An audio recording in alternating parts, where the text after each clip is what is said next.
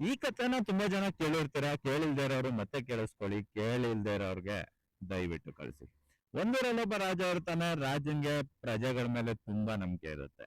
ಆದ್ರೆ ಯಾರೋ ಒಬ್ಬ ಹೊರ ರಾಜ್ಯದಿಂದ ಬಂದವನು ರಾಜ್ಯದ ಪ್ರಜೆಗಳಲ್ಲಿ ತುಂಬಾ ಕಲ್ಮಶ ಇದೆ, ಅವರ ಅವರ ಯೋಚನೆಗಳು ತಪ್ಪಾಗಿರುತ್ತೆ, ಅವ್ರಿಗೋಸ್ಕರ ಬದುಕ್ತಾರೆ ಅಂತ ಒಂದು ವಿಷಯ ರಾಜನ್ ಕಿವಿಗೆ ಬರುತ್ತೆ.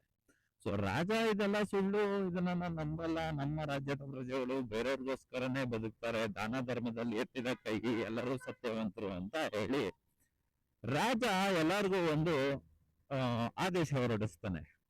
ಹೊರ ರಾಜ್ಯದಲ್ಲಿ ಬರಗಾಲದಿಂದ ಯಾರಿಗೂ ಊಟ ತಿಂಡಿ ಸಿಗ್ತಾ ಇಲ್ಲ. ಸೊ ಊಟ ತಿಂಡಿ ಸಿಗದೇ ಇರೋ ಕಾರಣ ನಮ್ಮ ರಾಜ್ಯದಿಂದ ಎಲ್ಲರಿಗೂ ನಾವು ಹಾಲ್ನ ಕೊಡ್ತೀವಿ, ಎಲ್ಲರೂ ತಮ್ಮ ತಮ್ಮ ಮನೆಯಿಂದ ಒಂದೊಂದು ಲೋಟ ಹಾಲ್ನ ತಂದು ರಾಜ ಬೀದಿಯಲ್ಲಿ ಇರುವಂತ ಪಾತ್ರೆಗೆ ಹಾಕ್ಬೇಕು ಅಂತ ಒಂದು ಆದೇಶ ಹೊರಡಿಸ್ತಾನೆ.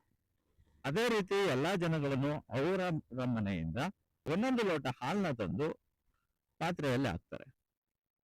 ರಾಜಂಗೆ ತುಂಬಾ ಖುಷಿ ಆಗುತ್ತೆ, ರಾಜನು ಒಂದ್ ಲೋಟ ಹಾಲು ತಂದು ಹಾಕ್ತಾನೆ.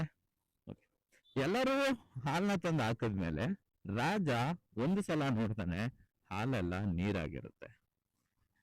ಕಾರಣ ಇಷ್ಟೇ, ಎಲ್ಲರೂ ಏನ್ ಅನ್ಕೋತಾರೆ ಅಂದ್ರೆ, ಎಲ್ಲರೂ ಹಾಲು ಹಾಕಿರ್ತಾರೆ, ನಾನೊಬ್ಬ ನೀರ್ ಹಾಕಿದ್ರೆ ಏನು ತಪ್ಪಾಗಲ್ಲ, ಯಾರಿಗೂ ಗೊತ್ತಾಗಲ್ಲ ಅನ್ಕೊಂಡು ಇರೋ ಎಲ್ಲ ಪ್ರಜೆಗಳು ನೀರ್ ಹಾಕಿರ್ತಾರೆ. ಸೊ ಎಲ್ಲರೂ ಸರಿ ಮಾಡಿರ್ತಾರೆ, ನಾವು ಮಾಡೋ ಸ್ವಲ್ಪ ತಪ್ಪು ಅದ್ರಲ್ಲಿ ಮುಚ್ಚೋಗುತ್ತೆ ಅಂತ ನಾವ್ ಅನ್ಕೊಂಡ್ರೆ, ನಾವ್ ಮಾಡೋ ಸ್ವಲ್ಪ ತಪ್ಪನೆ ಎಲ್ಲರೂ ತಪ್ಪು ಮಾಡಿದ್ರೆ ಅದು ದೊಡ್ಡ ತಪ್ಪಾಗತ್ತೆ. ಸೊ ತಪ್ಪು ಮಾಡೋಕ್ಕೂ ಮುಂಚೆ ಸ್ವಲ್ಪ ಯೋಚನೆ ಮಾಡಿ, ಬೇರೆಯವ್ರ ಬಗ್ಗೆ ಅಲ್ಲ, ನಮ್ ಬಗ್ಗೆ ಅಷ್ಟೇ.